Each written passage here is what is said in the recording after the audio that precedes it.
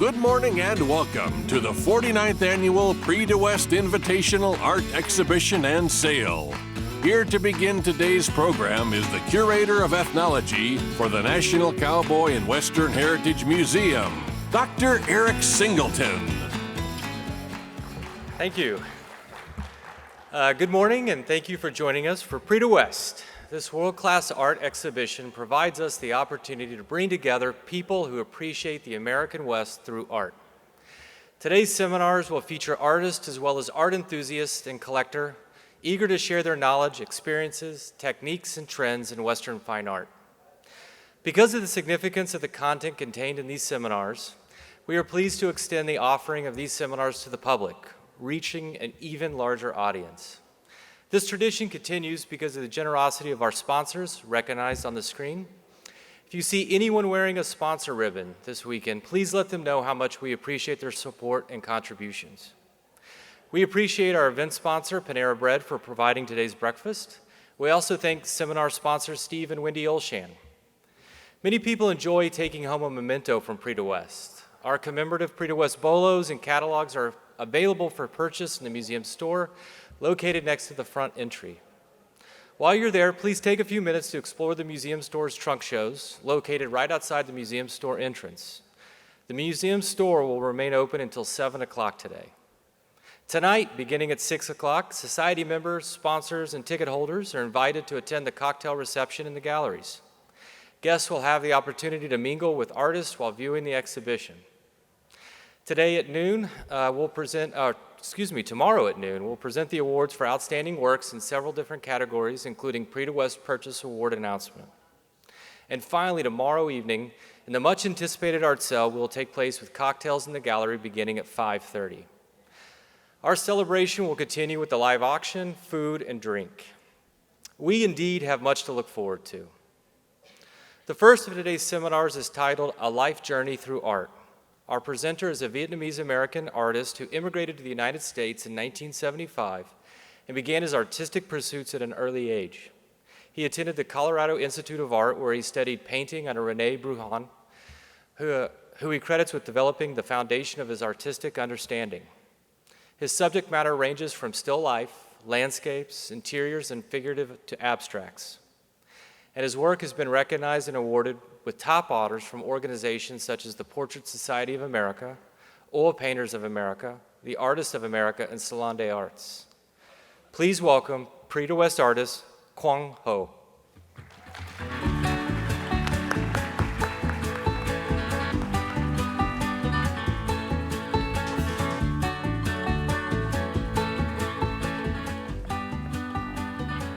Hello there. It's such an honor for me to be here to present this to my colleagues and all of you art appreciators. And the idea of a journey of a life through art is, that it's been a wonderful journey. And when I start thinking about it, that journey in art has three different branches for me. One is mastery, which is just the problem of learning how to paint, how to get better at what you do and mastering it to where it's like second nature. And that takes a lifetime to do. And then there's another part of it, which is understanding what it is that we see. And that takes another lifetime. In fact, that if you look at art history, going back hundreds, if not thousands of years, artists were coming to terms with how to look at nature, how to make sense of it. So art is a byproduct of man's coming to terms with understand what they see, So I'm going to touch on that. That to me is the most interesting part of it, and then the last part of it is how does everything unite and become one for the understanding of everything. So I think any artist in here in the show that you'll see will have similar story about developing as an artist. I was always that kid in school since I was little who could outdraw everybody in class, I would win all the awards and that kind of thing. But that doesn't mean I understand anything about painting. And it wasn't until I was about the age of 20 or so that I had a really humbling experience from my mentor at the time, who showed me you might be a hot shot in art school, but you didn't know anything about painting. And he was like he was a little bit like Yoda. He was a gypsy from New York, self-taught artist from the age of 35, and he gave me a great gift of giving me a set of vocabulary that made sense of painting for me, and I'll touch on that for you. But basically, I came to America in 1975 as a Vietnamese refugee, and growing up, this is the kind of scenery I would be seeing at the age of 6, 7, or 8. And in 1975, we emigrated to Vietnam because of the war. We left Vietnam one day before Saigon fell. But in 1967, this is another scene of my hometown in Hue when I was growing up. But here you see in 1967, this is the Tet Offensive. And my family and I were in the middle of all of this. You can imagine the devastation that wiped the whole city away. But my father, who, at the time there were 6 kids, he was an officer in the army as well as a school teacher. He was taken away by the Viet Cong, the North Vietnamese. I was only 4 years old. And he was captured and taken away, leaving my single mom and 6 little kids. And we didn't know his fate at all. He was taken away, and 3 years later, my mother remarried, and because we didn't know where he was, of course. And in '75, when Saigon fell, we left the country. My mom left with, here's a photo of me. One of the only surviving small photos of myself at the age of 6 or 7, I'm not sure. And there's my mother. This is our little family that arrived in Denver. We ended up in Fort Chaffee, Arkansas, as refugees. And one by one, the families would be sponsored out to different parts of the country by churches. And we were sponsored by this wonderful Dutch First Reformed Church family. And they took on this single mother and these little kids. And they already had 4 teenage daughters, 3 teenage daughters, and Harold and Sib, Van Luzenoort, these beautiful tall Dutch people, had never made more than $30,000 a year in their life. And here they took this, and if you knew them, you think, what in the world? It's the wildest thing they've ever done. And here's Sib and Harold. They're our guardian angels in America. They've adopted our family and myself. And so I came to Denver in 1975, didn't speak a word of English. So I got to sit in class and draw while the rest of my classmates did homework. And that's how I got further ahead than most of them with art. So the journey continues. I show this because it's one of my only photos I have of the early works. But as a sophomore in high school, I had my very first solo show as an artist in this little local gallery called Tomorrow's Masters. And even then, living in Denver, not knowing nothing about cowboys, I was always really enamored by the cowboy imagery, So I did this from a photograph in probably National Geographic or something like that. But so that's one of the early drawings that I had to show you. But from then on, what happened was that I went on to have won a scholarship to go to the Carr Institute of Art in Denver through the National Scholastic Art Education Art Awards. And this scene here is myself with my 4 younger brothers. In 1982, I was 19. My mom was tragically killed in a car crash, so I ended up being the guardian for my younger brother and sisters. So here they are living with me while I was going to art school. And I was an illustrator for a while. I went to Quang of Art because it's a commercial art school, and I didn't know really how to make a living as an artist. I just knew I wanted to be an artist, right? So I went to that school, and that's where I met my mentor, Rennie Bruin, who was the director of the drawing, the life drawing department at the time. They don't even have that anymore, of course. So my journey begins there, right? And Rennie gave me this beautiful vocabulary. I never knew this. Think about this. With painting, your entire vocabulary comes down to line, shape, value, texture, and edges. That's your raw material. Before that, before I had that vocabulary, I was just drawing a face, drawing an apple, doing a scene, a landscape, without really understanding it on a scientific level like that. And so he gave me that, and he also gave me an extra really beautiful set of vocabulary that I have not heard from anybody since in any book I've ever read.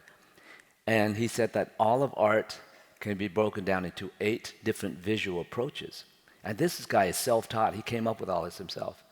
And he humbled me because I was in life drawing class one day, drawing the figure as we do in every session. We have 3 hours to draw the model from life. And I was doing this, what I thought was a really good, well-proportioned drawing and painting in acrylic. And Rennie, who I wasn't even in his class, he was teaching another class, and he walks over and he looks over my shoulder and he says, "What the hell are you doing?" And I'm like, "I'm just trying to paint the model here." And he sniffed at me. He went, and he left. Didn't say a word. 3 hours later, 5 minutes left in class, he came looks over my shoulder and he sniffed again, and he says, "Here." He pushed me aside, grabs my brush, didn't ask me, you don't want me to, he grabbed my brush and obliterated my painting right in front of me. The rest of my classmates were like, because everybody knew that I was the hot shot. And Rennie just destroyed my painting, handed me the brush back and left, didn't say a word, and my jaw was on the ground because it was the most beautiful thing I've ever seen. Like, what did he just do? And what I didn't see, and what I see now clearly, was I was seeing the little noodles and the details that I thought was important, and he broke it down to the essence of what I needed to see, which was, if you're looking at me right now, I've got all these different spotlights on me, but if I turn off these 2 spotlights, just take that one, it'll be a casting a light, and you see this side as shadow, right? And that's what he was doing. He was abstracting everything down to the essence of what the light is hitting and what's not in the light. I never understood that. I went to high school art, they didn't teach me that. Half of my year in art school, nobody taught me that. Rennie showed me that. And I'll touch on it a little bit. So with that, that was the beginning, really the beginning of me understanding painting and looking at it and dissecting it, asking questions like a scientist would, what it means, right? I was always a very searching, asking kid. I always wanted to know what the answer is, I wanted to understand what life is. Even since the age of 4, my father was taken away at the age of 4, so I'd have nobody to guide me. My mom had 6 kids to worry about and trying to feed us, so she never knew where I was, what I was doing. In the morning they unlock the gate and the kids fly out the door, and she trusts that we'll end up in the house someday. And sometimes we don't. Sometimes we go to our neighbors or our cousins and spend the night, and she wouldn't even know that. She didn't care. So that's just how we grew up.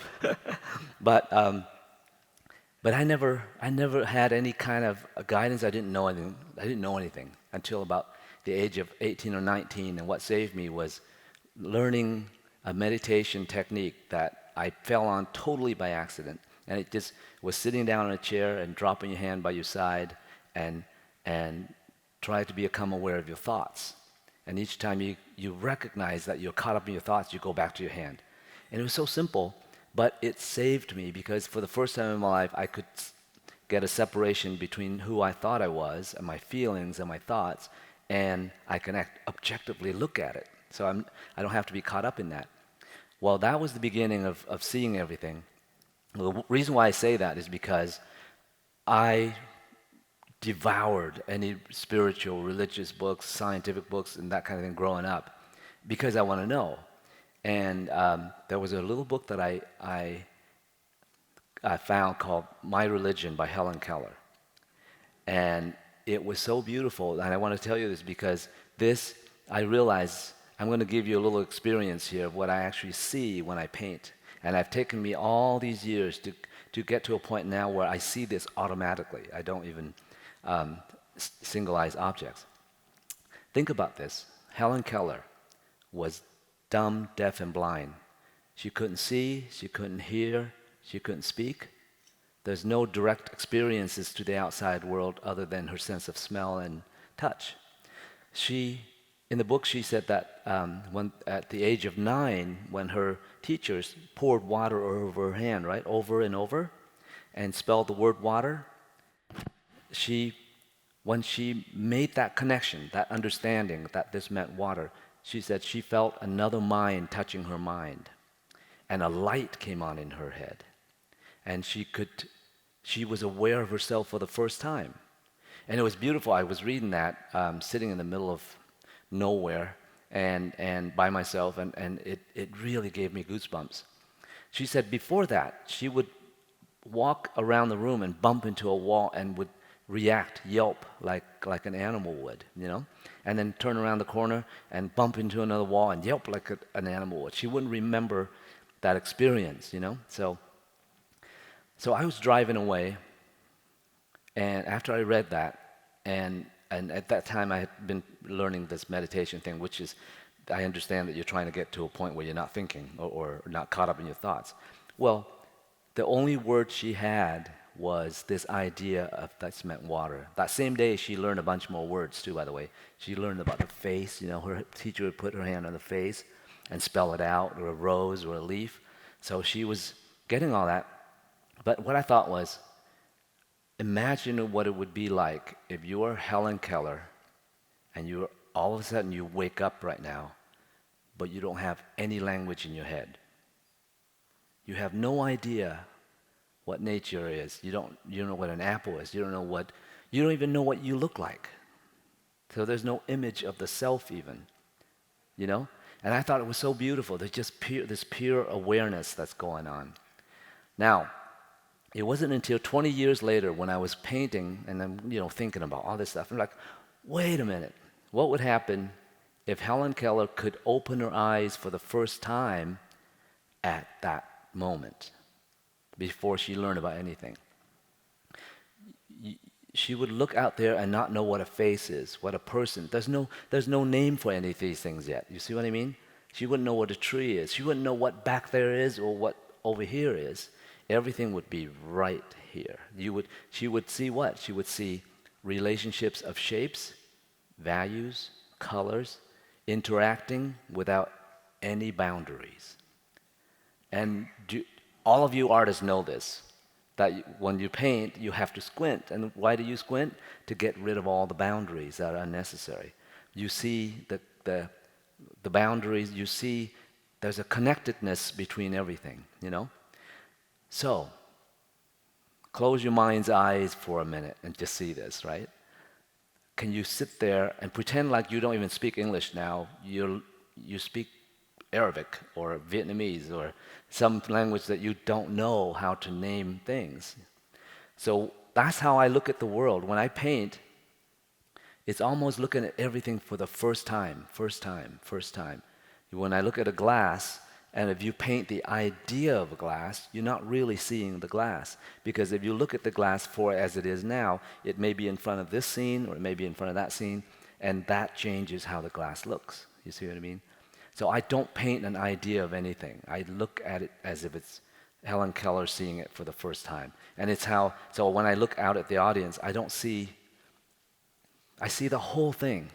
You see what I mean? And then when I need to see a smaller shape, I go into there. But then within that context with the smaller shape, there's another whole thing happening. You see what I mean? So there's not that's what I think, that's a huge journey for me as far as looking at painting. So believe it or not, if you go back in art history long enough, even Da Vinci didn't understand this. Da Vinci was still painting things, and he got good at it, no question about it, but he didn't understand light and shadow the way that Rembrandt understand lights and shadow. He was shading, but there's a difference between shading and painting the light, as Rembrandt did.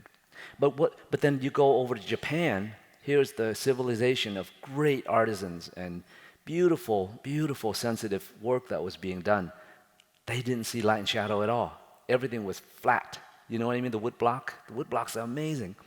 How can you wake up in the morning and see the same sunshine and the candlelight and all of that and never tempted to paint that, what the West did with light and shadow and depth and drama? They just flat value shapes, and then they took that concept, that structure, and built this beautiful aesthetics on top. And I would argue that Impressionism did not begin until the Japanese art came to Europe. And the Van Gogh wouldn't be Van Gogh if he hadn't seen the Japanese prints. You know that, because he was trying so hard to paint light and shadow the way that Millet and his heroes did, and he did a horrible job with it. The poor man, nobody showed him what light and shadow was. But when he saw the Japanese prints, something clicked in his head, and he just took wings and did the most beautiful color paintings that what we know and love of Van Gogh's. So I'll touch on that a little bit. But these are the 8 different visual approaches. Light and shadow is only one of them. What Van Gogh did was the second one. And I'll go on from that. So to continue this, I'm going to go through here and show you a flash through some of my paintings I have done in the last, 20 years or so. And you'll see that I have sort of a lack of focus as to what I really want to paint, because I'm easily distracted and easily excitable. So it could be a snowstorm like this in Denver. This painting's in the show. This is my wife, Adrienne. We went mushroom hunting and did a little painting, and I had her pose for me, the Dapple Light in Colorado. But each painting is a different visual dialogue, and I'll try to touch on that. I got a chance to throw a model into a pool once and took some photos, and what came back just blew my mind, but it took me about 3 years to figure out how I wanted to paint it. And this is Colorado Ballet, but it's really about the color yellow, of course. And this is my first painting of the Pacific Ocean, first time I saw it. And my favorite hole in the earth is the Grand Canyon, but it's so hard to paint. It took me forever to see this, and I'm just humbled by Wilson Hurley's paintings here. I can't imagine him doing these paintings, but going back to a little bit of past history. When I graduated high school in Denver, I received the Gold Key Award from the Scholastic Arts, and I was invited to the Artists of America show. Do you remember that show? And I was a senior in school, but I was invited to go just to sit like a dinner, and I got to sit with Wilson Hurley. I never met him before, and he told me, he told me a story that his dad, they had horses and so on, and his horse got injured, and his dad had him to become a man, shoot the horse, of course, to put him out of his misery. And he said, I never took horses again. It was too traumatic for him. But to see his work now kind of brought me back to that time. So let me see. So the next scene, okay, wait a minute. So just to show you how I explore all subject matter. To me, subject matter doesn't really matter, in the sense that if it excites me, I'll explore it. And each time I go down this path, whether it's the Grand Canyon or a scene in the kitchen or the ballet, I can spend my entire life just taking that one theme. And it probably would have been a smarter thing for me financially, business-wise. You know how you're supposed to have a look and a something that you're known for, but I can't do that. I'm just too excited about everything. So I just dive into everything. I need another lifetime, actually. So this is the really cool thing. Along the line, I discovered something that, besides the Helen Keller idea, I realized growing up as a kid, I didn't know anything. Like you walk down the street and you kick a rock and you look at the moon, you see the moon, you look at the stars, you look at the sky, and you moon, earth, sky, tree, but without any understanding of it. And I laugh at these artists there's a realism trend going on right now. I'm like, if you call yourself a realist, don't you have to understand what reality is first? You know? Just to make something look photographic is not realism. I'm sorry, you have to understand deeper than that. So for me, I realized that, and this is the cool thing. This is in the last few years that I started playing with this. So I'm going to show you these first two photos. Guess what they are? Those are grains of sand under a microscope. Isn't that something? Look at that. You realize something here this is a very important point in painting. There are no two shapes that are the same. Nature is like that. Nature never, it may repeat itself as a theme, like this kind of a theme of rock, but specifically, they're never the same. In fact, these are pieces of fossils and shells under a microscope. And then that started me questioning, what else don't I know? And it turned out I don't know anything. But there's Google, which is cool. So I went onto Google, and I said, so the grains of sand, all this talk about Carl Sagan and his millions and billions of light years. I don't even know what that means. So I asked myself, how many light years did it take for light to go from the Earth to the moon and the sun? And so those are basic questions. I had no idea. It only takes 1.3 seconds for light to go from the moon to Earth, 8 minutes to go from the sun to Earth. I might be off by 1 or 2 minutes. 10 hours to go across the entire our solar system. 10 hours for light to go across. The Earth launched Voyager 30 years ago, no, 20-something years ago. It finally left the solar system at 30,000 miles an hour. That means I can go from Denver to LA in 2 minutes. Took it that long to leave it. So just give you an idea, right? Oh, wait, something is missing. Wait a minute. Well, this will shorten the whole thing, but doesn't matter. Our sun, that sun, solar system, is one of 100 billion stars in our Milky Way galaxy, which I'm like, the next closest star is 4.5 light years away. That means if you break it down, it took 20 years to go that fast, to leave 10 hours worth of light. We'd never get to the other star. And that reality kind of blew my mind a little bit, and so I started looking into that. And then, of course, our galaxy sits 2.5 light years away or something like that. It's the next galaxy, which there are 100 billion other galaxies that are in. So it was like, if you can really get into the reality of that, to me it's so beautiful and fascinating because it, first of all, the Helen Keller thing kind of erases any concept I have of myself. Obliterates it to where I realize everything that I thought was just not true. So just shut up and just watch, just observe. This is looking deep into my paintings, just like the grain of sand, there are no parts of my paintings that aren't complete and specific, unique and specific. So, and that comes from having that little understanding, not some art book that I read, but a realization that nature is always spontaneously unique and specific. So my paintings, these are all bits of that very painterly figure painting here. But it could be something like this, which is a very dramatic little still life. But within that structure, there are more structure.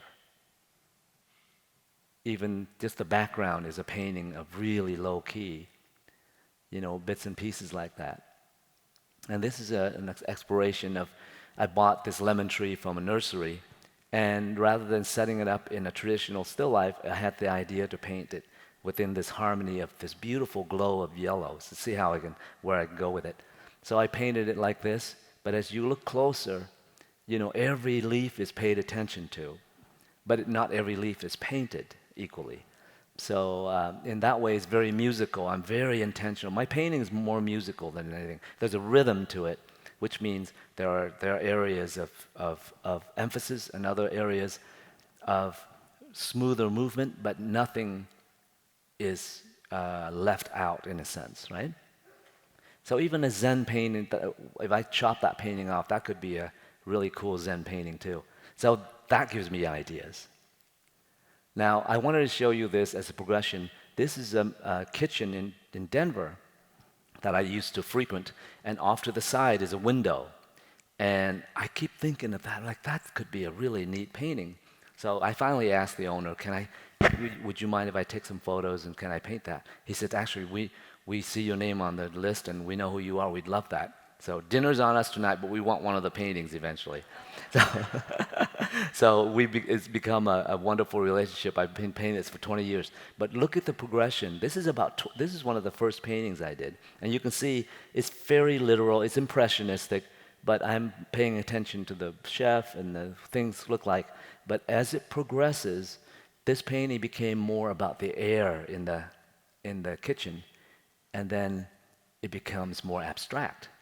Now there's a rhythm of the whites. You can see here I'm almost obliterating the literal things, but more I'm looking at the overall pattern of the light in the painting and how so the chefs and the details become part of a bigger dialogue. Whereas the early painting, I'll just go back to you, everything's a little bit more separated. You see, more about the objects, and I get more integration. This one I really like. I wish I had that one back. This is a little one. And you see here, I literally would do a painting that is successful, and then I scraped it off just to see what would happen. And then I would go back into it and pull out the details that I want to emphasize, the door in the background is actually more important than the chefs themselves. Because if you were Helen Keller, you wouldn't know what a subject is. You would just see resonance between lights and colors and so on. And let's see, there, it's that one. So this one, you can really you see that red line at the bottom of the painting going up? That was purely an intuitive choice. It just needed, at the end of it, it just needed a really graphic little staccato to hold all of those soft edges going in the painting. And so part of the painting is very intuitive like that.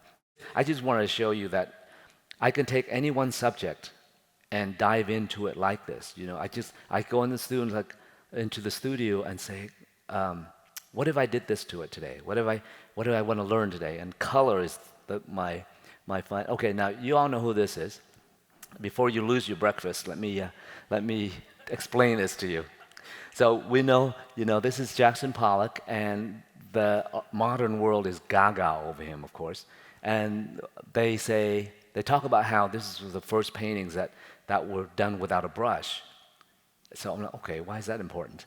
But on the visual approach that I was telling you, this is important because it's one of the visual approaches, which is, I call it equalization, which is an intentional painting that has no focal point. Well, this was done in 1500s by Bruegel already. It's the same concept, where it's about the rhythm. So let me explain to you that you probably never heard this before. I've tried to, as an artist, try to find somebody who could explain why Jackson Pollock is important to me, and I haven't found anything. But as a visual approach, it's really interesting.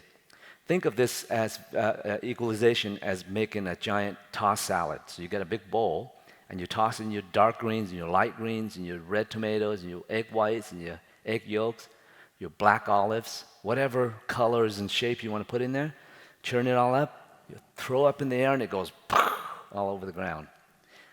Maximum randomness, right?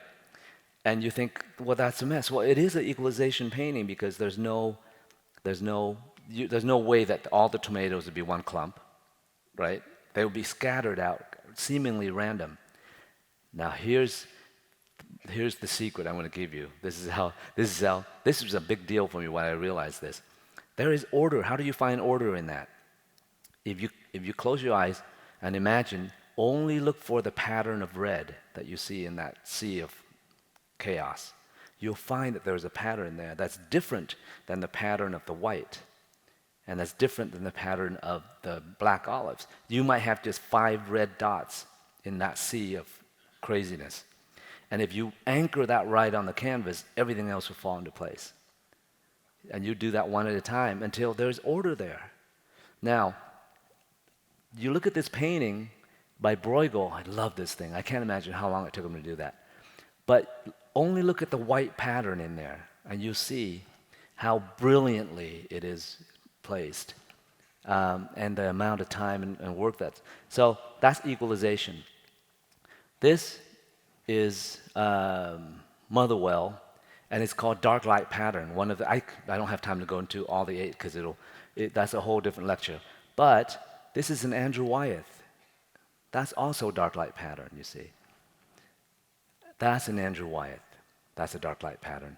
It's no different than that in its concept visually, except he has more.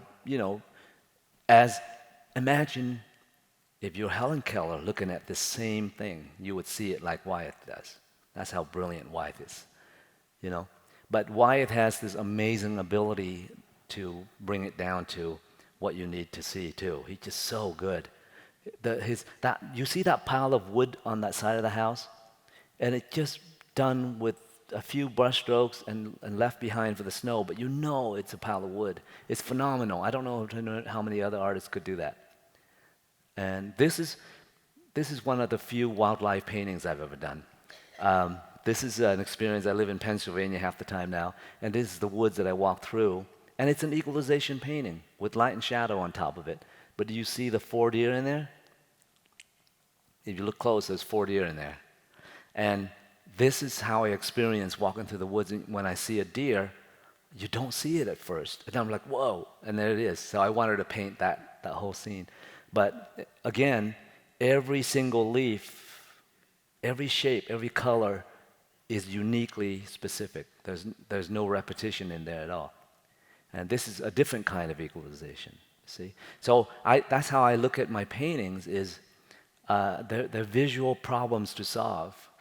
First of all, there's that initial emotional response to something that stirs your emotional being, and then you wonder how to go about it. So, but this is a light and shadow, whereas this last one was equalization.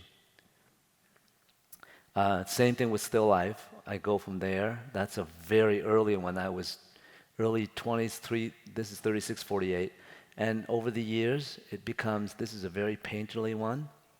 And then the destruction of peaches. And actually, I really like this painting. It wasn't big. But sometimes I got into a kick about 5, 7, 8 years ago where I started destroying paintings like this, to wipe it down to see what would happen, And cool things happen. I got to work with the Color Ballet for about 20 years, and over that time, these paintings also evolved from, this is very graphic, to almost, whatever you want to call that. Then horses, which I know nothing about horses or cows. There's a cow painting I have in there. These are experiences that I have, and then I'm like, okay, how do I paint that? We were invited to go to a ranch up in near the Grand Teton to paint the landscape. And I walked by, they had a stable there, and I've never been close to horses. I walked by, I spent the whole week near the horses. I never painted the landscape at all.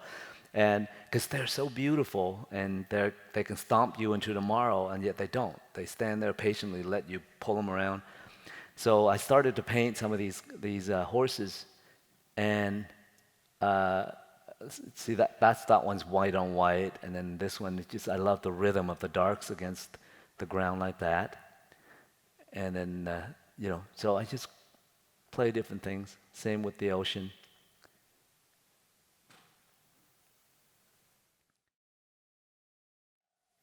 One of my life highlights was getting to float down the Grand Canyon for 14 days it was, from one end all the way to the other, and it was so incredible. And along the way there were these slot canyons that we get to hike up, and they're so beautiful. And this is the only painting I've done from that experience, even though my mind goes, there's a whole show I could do with the Grand Canyon, But first attempt at it, I realized you have to pay attention to understand. I have to understand something before you paint it. Just like the water, the ocean painting I showed you. The first day I showed up in the West Coast and I had my gearbox and I went to paint, it kicked my butt so bad for I'm like, this is terrible. I put it all away and I sat for 3 days just looking at the ocean, looking at the ocean. And once I started to understand what was happening, then I could paint it a little bit better. Same with the Grand Canyon. So that gives you a little glimpse into my evolution as an artist. And also, not only not only just on a technical level, but let me define something that's really interesting thing too. The 8 visual approach and all of that. There was a book called Zen and the Art of Motorcycle Maintenance. Do you remember that book? It's a cult classic, right? But I was very young when I read that. But before that, I never thought, you knew sort of an idea of what good and bad, or how do you define good in a painting? Well, that book actually clarified it for me. It really helped. In the book, the author was talking about, he's trying to describe the word quality. And that's a very difficult thing it's like describing God. You just don't, it's hard to do it. And he said, he defined it as 2 kinds of beauty. There's classical beauty and there's romantic beauty. And romantic beauty is all based on your emotional reaction to something, right? That just purely emotional. So if you like red, somebody else likes yellow. If you like a landscape that's on the wall and it reminds you of your grandmother's house and you fall in love with it and stirs all kinds of emotions, romantic beauty is never wrong, is our own personal experience to the world. Classical beauty, on the other hand, this really helped me, he said, is based on structural beauty. Classical beauty is structural, how beautifully something is made. Well, he used a motorcycle as an example. He said, if there's a motorcycle there and I come up to it, I know nothing about motorcycle other than this thing looks really beautiful, and I can imagine how cool I would look on it.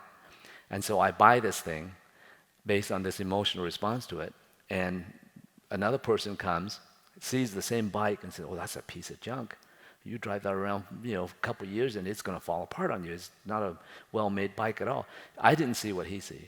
Well, I realized then that there is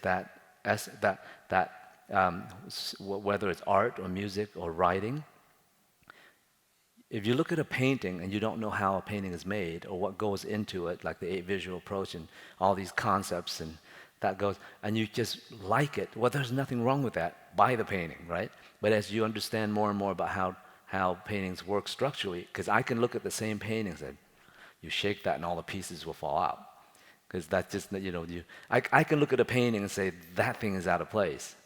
And just as much as a mechanic can look at the painting and say, if that bolt is not on right, the car won't run. It's like that. It's that practical for me. So that really helped me to see, to just at least clarify a few things like that, right?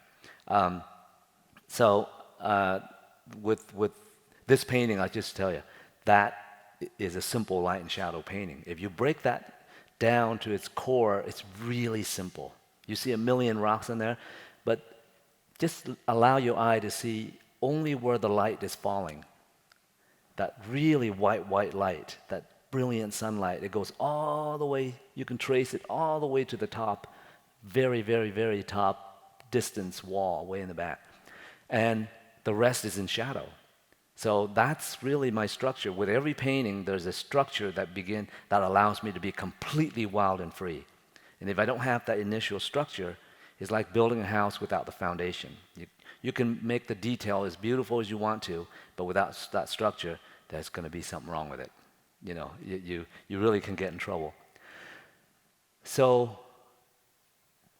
this is a little happening in my life in the last few years that kind of completes the journey for me. I didn't expect this at all, but I met Adrienne Stein, who is an amazing artist on her own, and we got married during COVID. We've known each other for about 5 years. Is that right? Okay, but just checking. And she is an amazing artist on her own, and I wanted to, this is her paintings. She she doesn't, I keep telling her, you don't know how good you are. She's so nice, she won't, she just won't stomp people over. So but look at this. And just so you know, I didn't meet her in one of my workshops. We met on equal ground. This is not,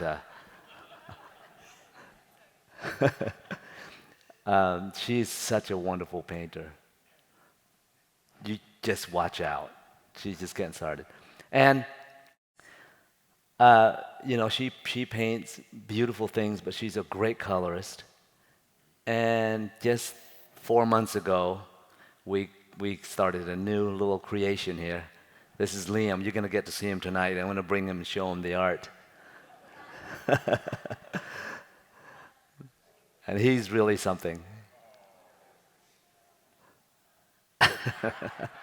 And to end with this is a full circle. So I told you, I remember my dad was captured in 1975. I was the age of 4. I hadn't seen my father since that time. I went back to Vietnam in 1995. First time in 20 years I'd been back. And I was 4 when I left. Going back to Vietnam was like might as well going to Mars. I just couldn't imagine going back to Vietnam again, seeing it again.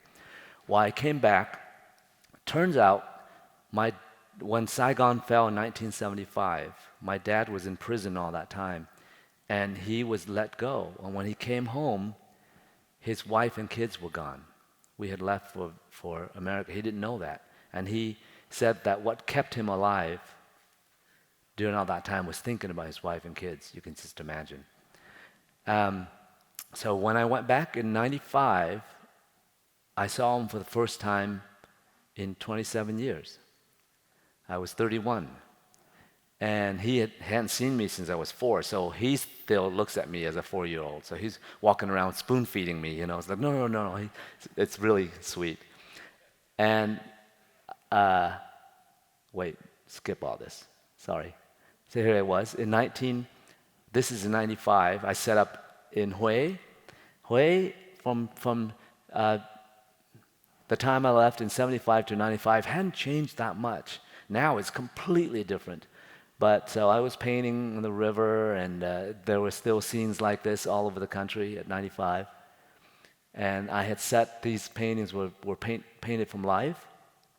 My aunt here was cooking in the kitchen, and I sat up against the wall and painted this. And I love these country cooking. This is everyday sustaining type of thing. And you notice the smoke. Everything was done with wood fire. So the smoke was blackened there, just this great patina all over the place. So I love painting all of that. And when I saw my dad again, he hired these 3 women who cooked sitting on the ground in the backyard like this for 125 people. And I set up and painted them, and the pots and pans were all kind of dented and out of circle like that. It was, when I went back there and painted it, the paintings painted themselves. I knew exactly how it felt. When I went to France for the first time, I couldn't paint anything. It was so beautiful, but I couldn't paint anything. It didn't feel the same. It was all pretty already. But when I went to Vietnam, it was just like, it's an interesting experience.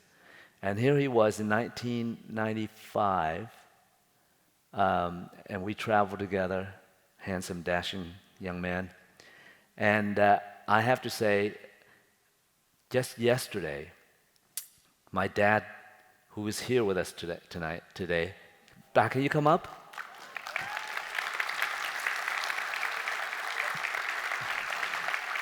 He met my son Liam for the first time yesterday, for the first time. And this is in honor of Father's Day from a week ago. He met Adrian just this last year, and his story. By the way, his story is epic. I'm trying to get him to tell, because the years that he was taken into to the jungle as a prisoner, the things that they did to him, and he escaped in the jungle with two other comrades from the prison, and one died, and then was almost escaped into Cambodia, Laos, right? And was captured again and given back to his original captors.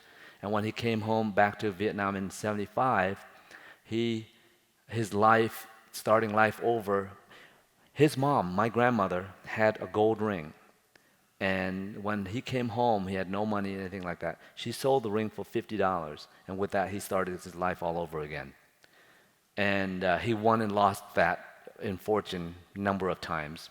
The story is just epic. But finally, after a couple years, 97, 98, I brought my dad over. And I said, "Are you sure you want to come over? It's hard." And he got off the airplane, and the first thing he said to me was, "What can I find a job?" I'm like, "Well, just relax a minute. Just enjoy America. There's a lot here." He said, "No, where can I find a job?"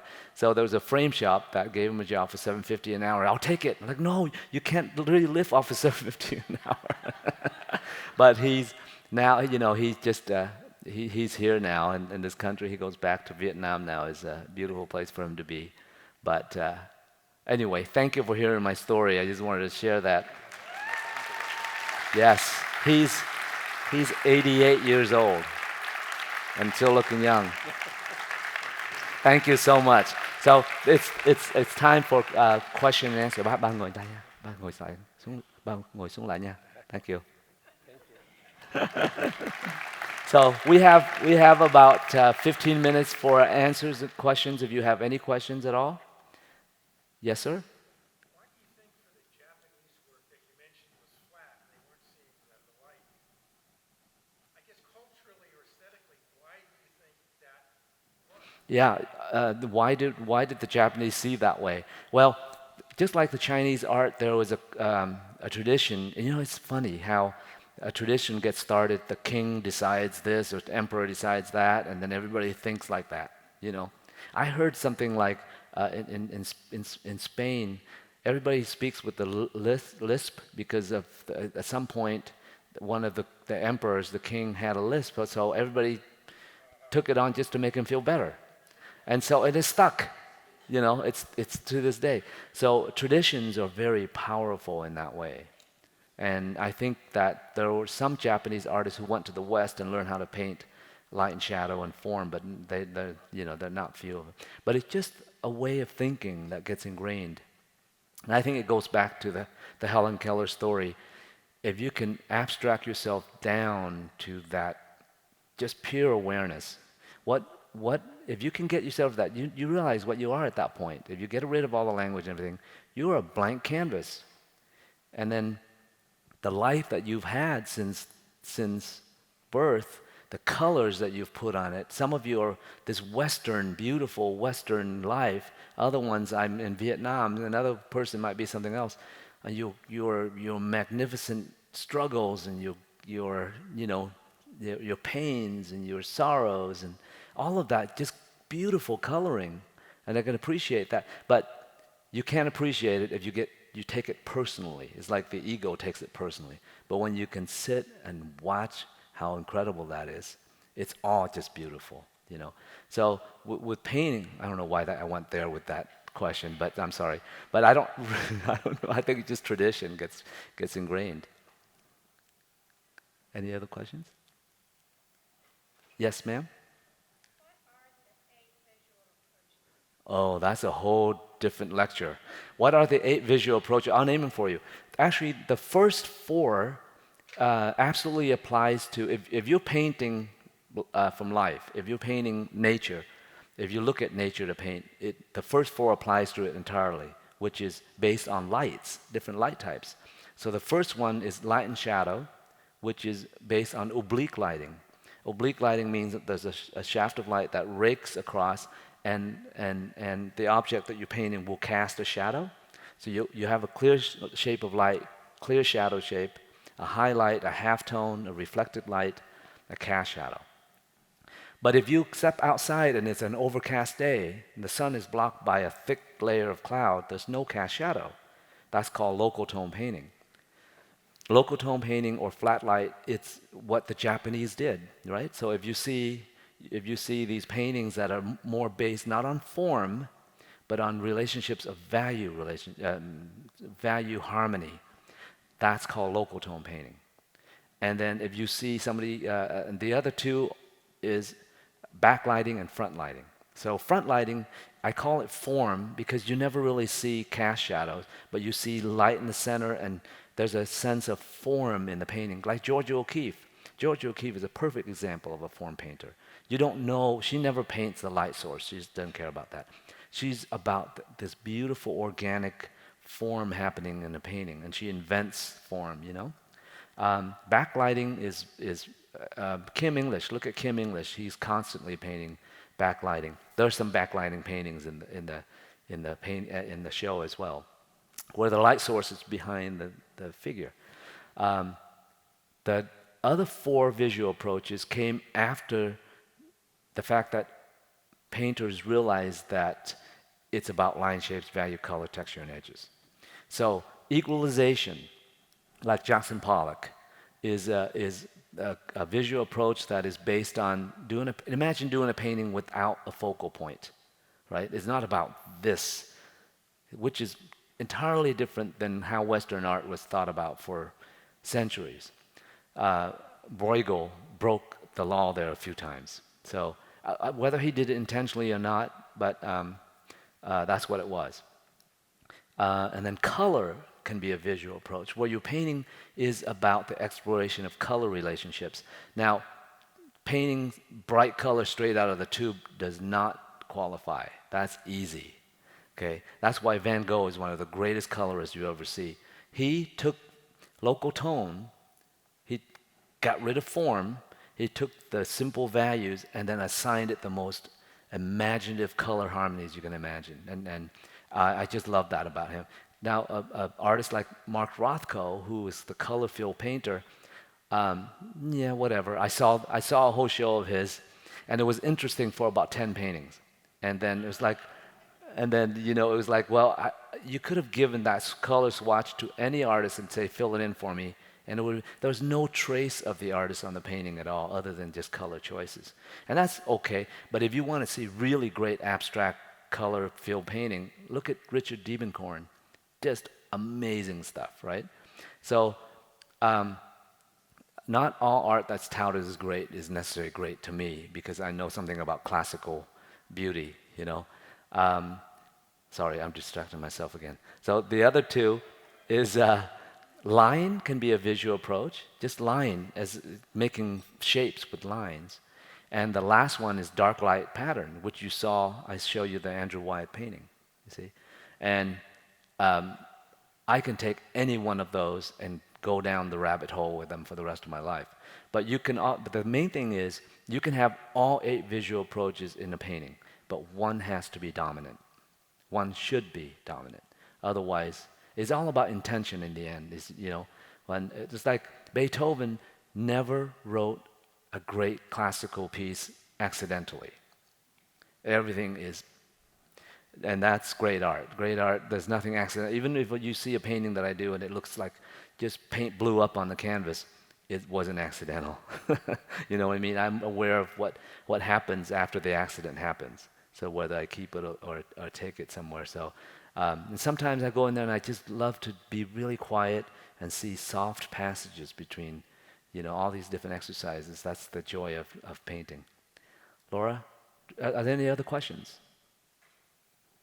Yes, ma'am.